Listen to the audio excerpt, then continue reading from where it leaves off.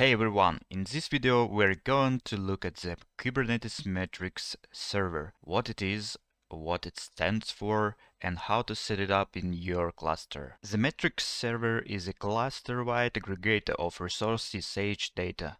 It collects CPU, memory, and metrics from each node and pod through the kubelet and then exposes this data to the Kubernetes API. Without the metrics server, you won't be able to check resource usage with kubelet top. Also, features like the Horizontal Pod Autoscaler depends on it. Please like, subscribe, and go ahead to the practical way to install metrics server. So let's install metrics server step by step. The easiest way to apply the official YAML file to use command get, just install get with sudo privileges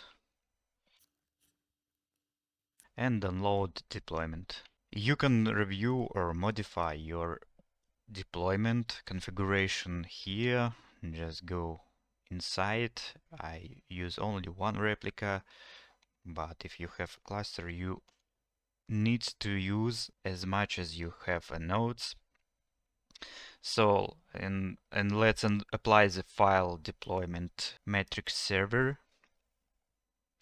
in kube system namespace. Let's see if it deployed with command watch.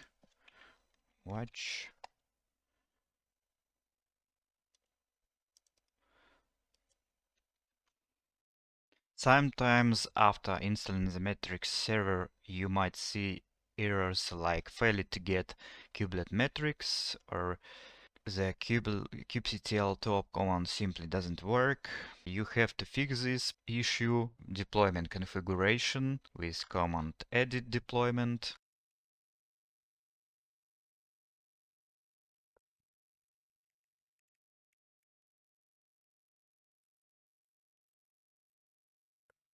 So save it and exit.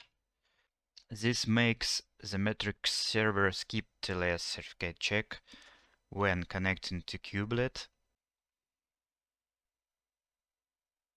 Now metrics server is up and running, but here's the important part. This flag should not be used in production. It disables certificate validation, which means you're sacrificing security and opening the door to potential spoofing and man-in-the-middle attacks. So remember, use kubelet-insecure-tls for labs like me and learning, but skip in real-world production systems. And that's it. If you found this useful, please like, subscribe, and see you next video. Bye bye.